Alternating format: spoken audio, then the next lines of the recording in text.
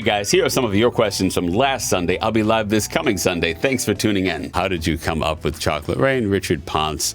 Honestly, I feel like the melody was a little bit Rain-like. The way it has a lot of counterpoint and staccato notes, and it sounds a little bit like rain. And then I guess I thought maybe I was chocolatey, since it was a testimony to the experience of people like me on this earth. I figured Chocolate Rain was a good metaphor, both describing the way the song is experienced and what the song is actually indicating metaphorically in its lyrics. What would you do if a swarm of bees were running after you? MegaMatt82. Well, let me think. If there was a swarm of bees running after me, I would probably try to keep running from them, because I hear they only follow you for about a quarter mile, maybe a half mile.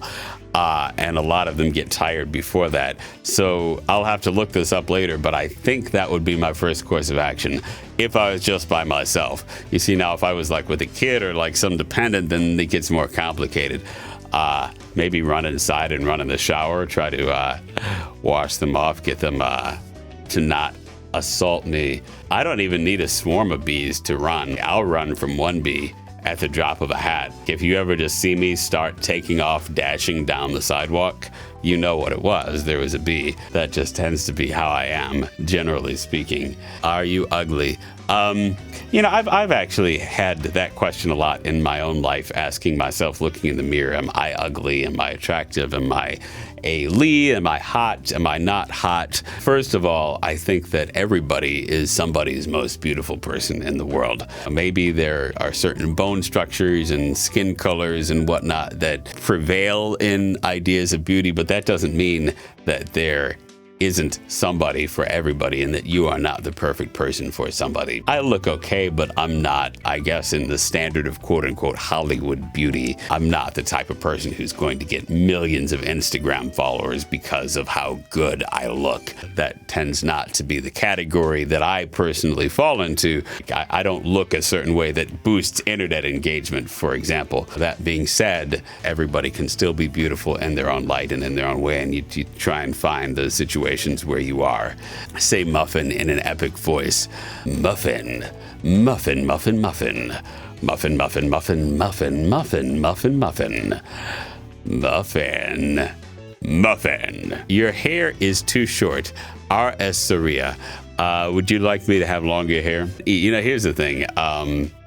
Longer hair is a little bit harder to maintain. It takes more time to maintain, especially in the summer. I did long hair for a period of time. If you look back at my YouTube videos, I even had it in a ponytail for a period of time. I don't know. I don't think it got me anywhere. It didn't get me any more acting jobs. Didn't get me any more views on the internet. I don't really think it made me look that much sexier to most people.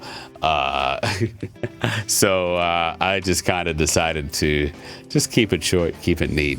Men have the privilege to do that, cisgendered men, in a way that cisgendered women do not as much have an opportunity or a luxury to do that. What would your reaction be if the swarm of bees got in your house? MegaMatt82. It's funny, you're not going to believe me, but I actually do keep a beekeeper suit inside of my closet. And I would probably try to run inside my closet without any bees getting in there, put on the beekeeper suit, and then I might run around, perhaps with a vacuum cleaner, maybe with a bottle of spray insecticide, organic insecticide, and individually execute each of the bees that is inside of my house. And it would be somewhat of a mess. The vacuum cleaner would be bad because bees, when they're crushed, they actually release a chemical that agitates other bees to want to sting.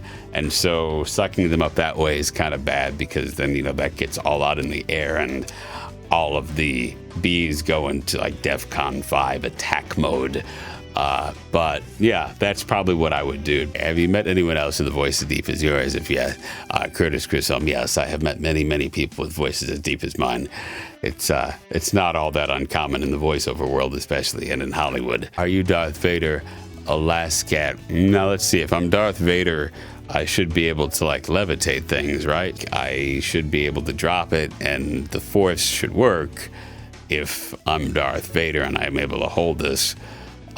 So let's see. I'm going to do a countdown. I'm going to do 3, 2, 1. Oh my goodness. Oh wait, no.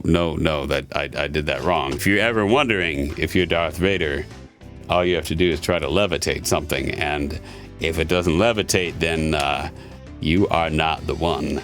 It's like no soup for you. I need to be in Star Wars, Christina. I agree, Christina. I do need to be in Star Wars, and if anybody watching is a casting director for Star Wars, I will come in and audition, and maybe you'll like me, and maybe I'd be a great villain in Star Wars.